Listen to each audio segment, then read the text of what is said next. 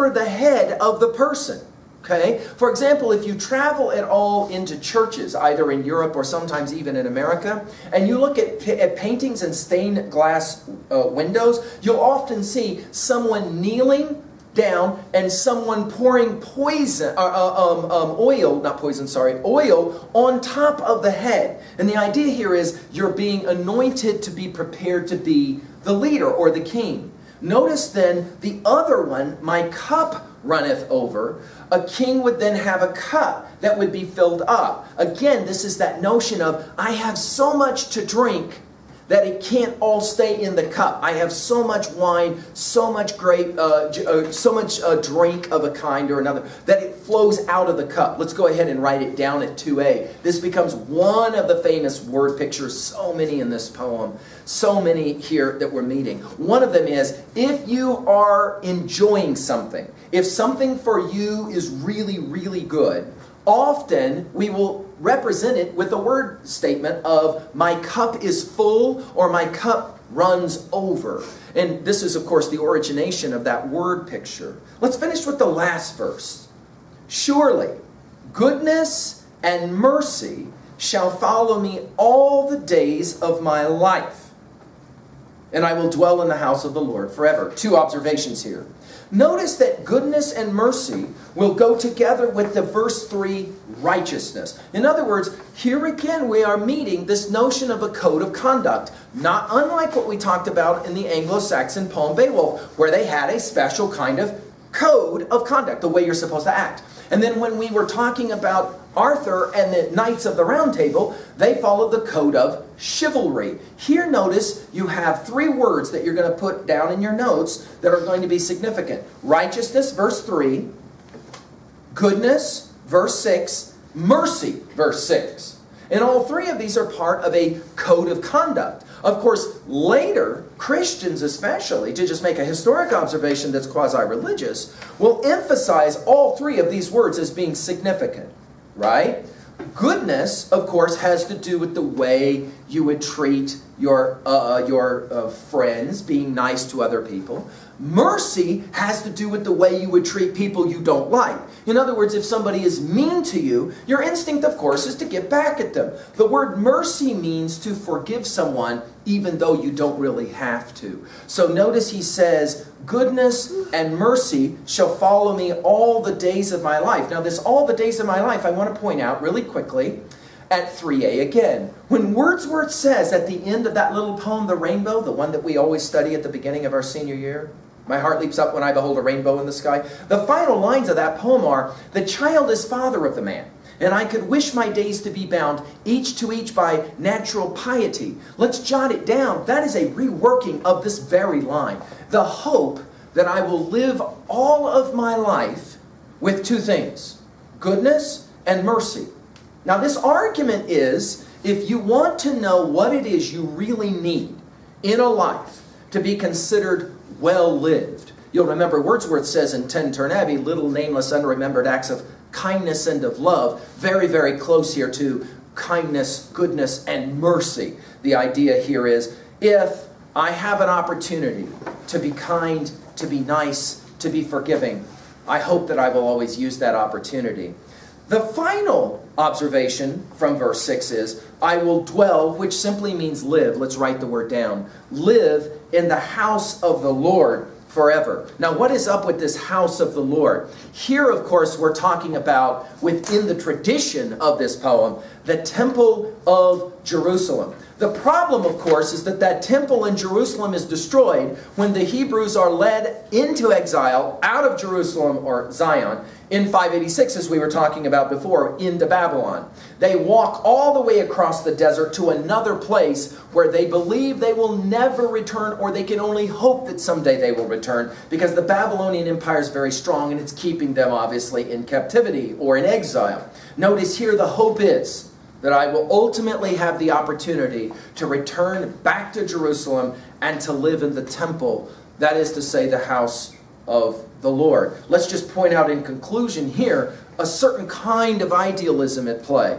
a hope, a word picture, but also a suggestion that maybe one can live in the house of God without physically being in the same city where the temple is. This is, of course, going to be a reoccurring idea that one can live in a place in one's mind that is going to be tranquil, restorative, back to the beginning opening lines. That is to say, next to green pastures and still waters.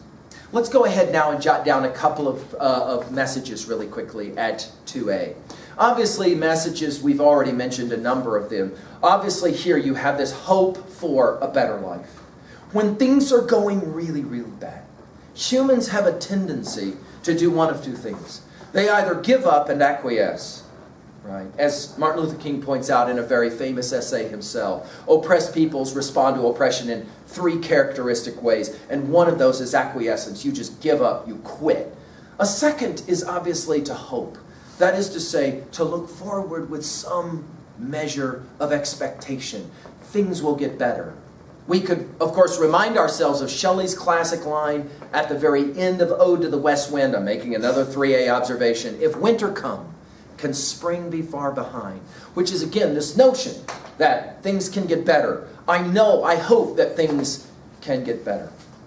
Also, let's point out that in this poem, another message, there is a reminder here that even though you are in the worst of situations that will elicit the worst imaginable fear in your life, you don't have to be afraid if you are a person who can somehow find comfort in some idea of faith. And so this is going to be a very powerful statement going forward. If you can believe in something, you can try to overcome fear and thereby maybe survive a really terrible experience. Okay? Jot down at 2a really quickly. This is obviously kind of a 3b question, but let's put it there anyway. Why do you think this poem gets read so much at funerals? I mean, think about it. The individual has died that we are burying when we come together to bury an individual. Why would this poem get read so often at funerals? Right? I mean, notice the irony of the final lines. I will dwell in the house of the Lord forever can obviously be interpreted by believers in a notion of an afterlife and a heaven as, okay, the individual who has died is going to go there. Oftentimes, though, the argument has been made that the reason this poem gets read so often at funerals is not for the person who has died, but the real reason we do funerals in the first place, and that is the people who are alive, the people who come, who are obviously in mourning. The loss of someone that you love deeply is the valley of the shadow of death. Let's jump really quickly to 3b, observations that are rhetorical in nature. Obviously, we've made a whole bunch of them already. The real focus here, though, for us is to pay attention to the language and the rhythms of this language. It is powerful, beautiful, as one critiquer of these lines has pointed out, the still waters and the peaceful, peaceful grassy meadows is somehow conveyed in the beautiful melody of the language itself. It's almost impossible to read these lines without there being a sense of a certain kind of flowing. Also notice that the very end of the poem leads to from a certain kind of tranquility to a certain kind of expectation and even, we might say, adulation, right? 3a, cannot overemphasize it enough, the ways in which a passage like this has relevancy to all kinds of texts going forward. We've already mentioned a number of them. But let's ask you to write down a film or a TV show that for you simply teaches the following message. Remember what Nietzsche says, a famous line of that great German philosopher. That which does not destroy me makes me stronger. That which does not destroy me makes me stronger. What is for you your favorite movie of that idea?